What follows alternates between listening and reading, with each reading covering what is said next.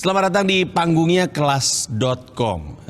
Kali ini kita akan ngebahas tentang bagaimana caranya kita bisa menikmati panggung. Tapi poin yang paling penting untuk dibahas adalah bahwa menikmati panggung itu hanya sah kalau yang nonton ikut menikmati. Oke, kita akan mulai bahas satu persatu pelan-pelan. Kurang lebihnya panggung akan selalu seperti ini. Ada beberapa elemen yang selalu ada di panggung. Ada mikrofon, kadang dengan stand mic-nya.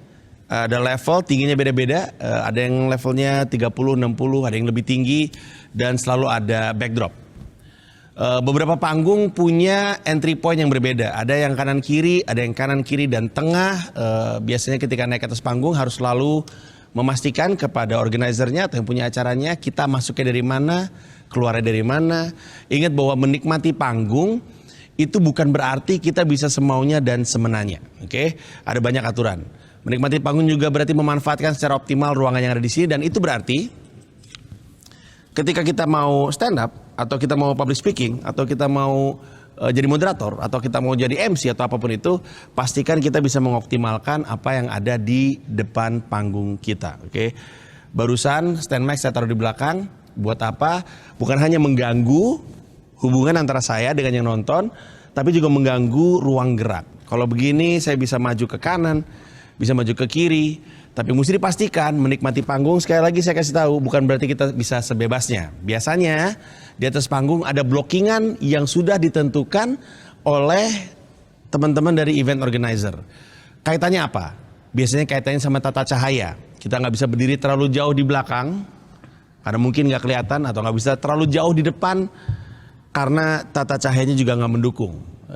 Ada beberapa kesempatan di mana kita nggak bisa terlalu jauh ke kanan, nggak bisa terlalu jauh ke kiri. Sekali lagi, biasanya kendala teknis. Oke.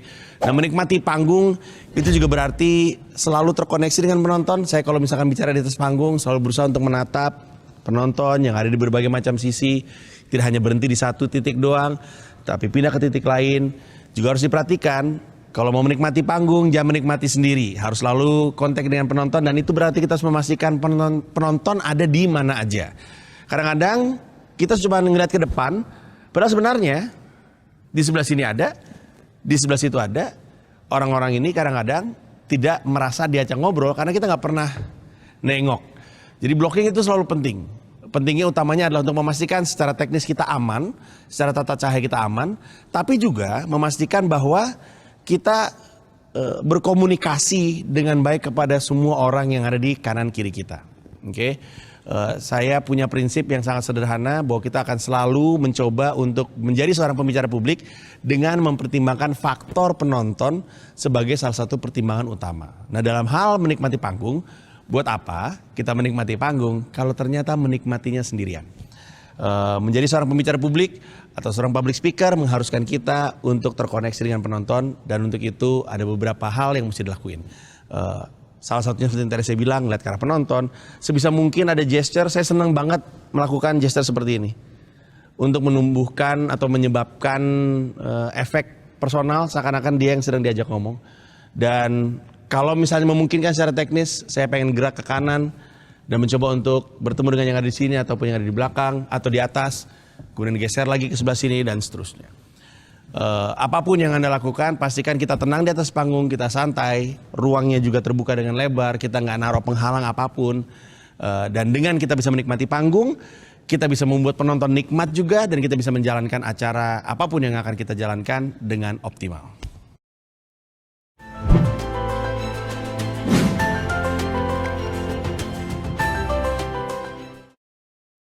Salah satu aspek yang paling penting dalam menjadi seorang public speaker atau pembicara publik adalah pengelolaan waktu. Kita harus seefisien mungkin, seefektif mungkin ketika bicara di depan publik. Ada banyak alasan. Ada alasan supaya kita nggak terlalu bertele-tele, supaya kita langsung sampai ke pesan yang ingin disampaikan, supaya kita nggak terlalu lama.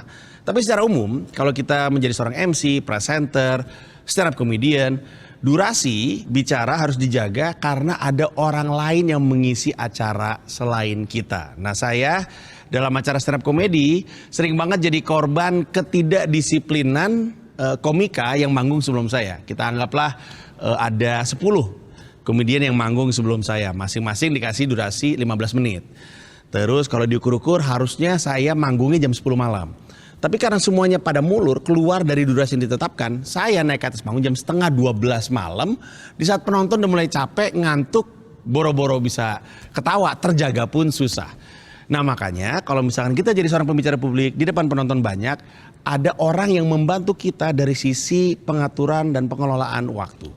Ada pekerjaan namanya timer. Sederhananya biasanya kalau nggak ada alat bantu, ada orang yang ngasih tanda seperti ini. Berarti waktunya sudah habis.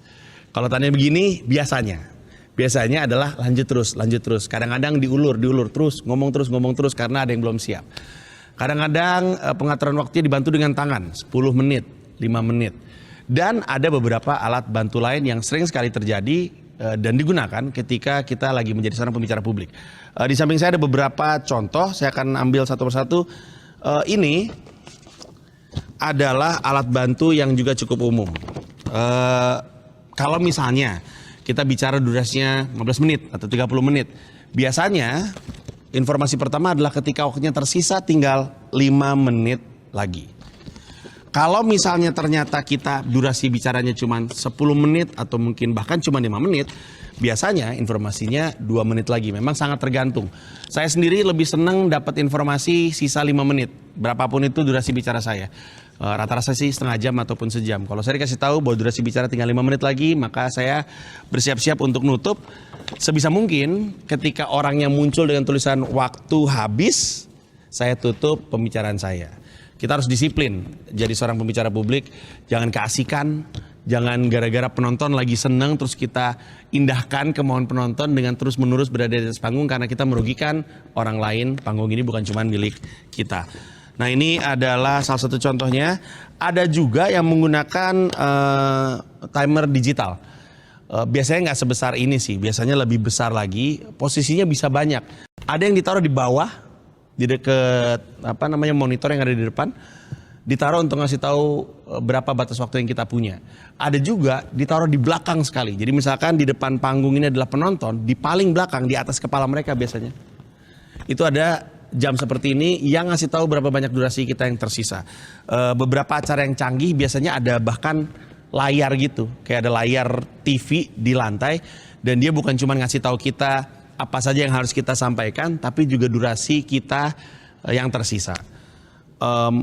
Ada juga pendekatan yang lebih sederhana untuk ngasih tahu waktu sudah habis, biasanya pakai senter. Saya usahakan nggak kena ke kamera ya. Biasanya ketika kita lagi di panggung, kemudian kondisi gelap, dari jauh kelihatan ada yang ngasih lampu, berarti waktunya sudah mau habis. Senter bisa banyak. Ini yang standar, ada lagi yang lebih kecil. Dan kalau misalkan ternyata adanya senter satpam, nggak apa-apa juga. Mana sih? Nah, yang penting ada lampu yang kita bisa keluarin. Biasanya ketika lampu ini keluar, tandanya waktunya sudah habis. Ada juga yang pakai, saya pernah ngelihat, walaupun nggak sering, ada juga yang pakai penanda berupa lampu persis kayak yang saya perlihatkan di sini, lampu hijau, kuning, dan merah.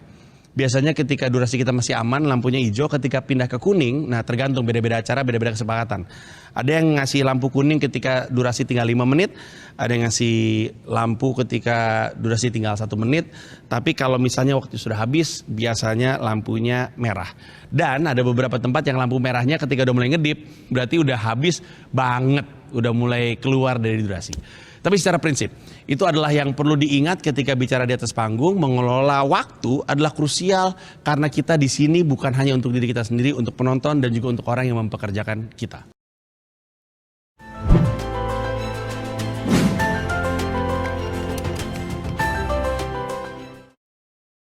Waktu saya SMA, saya pernah naksir sama cewek.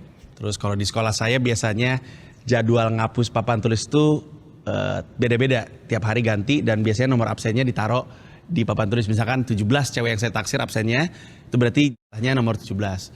Terus saya biasanya suka nulis P, love, inisial cewek itu sudah taruh sehingga dia terpaksa ngapus. Ya, itulah masa-masa kegelapan saya ketika mendekati cewek dengan cara yang alay. Kenapa saya bahas papan tulis? Papan tulis adalah salah satu alat bantu kita ketika melakukan public speaking. Banyak orang berpikir papan tulis itu hanya sekedar tempat untuk guru menulis, tapi pada prinsipnya papan tulis, whiteboard, itu adalah alat bantu presentasi. Tempat seseorang atau alat yang dipakai oleh seseorang untuk membantu dia berbicara kepada publik. Nah, dalam pekerjaan kita menjadi seorang public speaker, kita sering sekali menggunakan alat bantu. Dan alat bantunya bisa banyak, tapi secara umum biasanya kita menggunakan semacam layar. Dulu zaman saya kuliah ada OHP, tau nggak, yang kayak ngeprint gitu tapi di kertas yang bukan kertas, kayak plastik gitu, terus ditaruh di atas layar. Wah, terus terproyeksi ke tembok.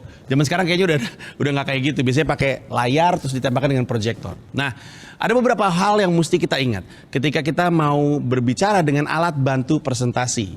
Yang paling penting untuk diingat adalah bahwa alat itu adalah alat bantu presentasi. Bukan di situ letak presentasinya.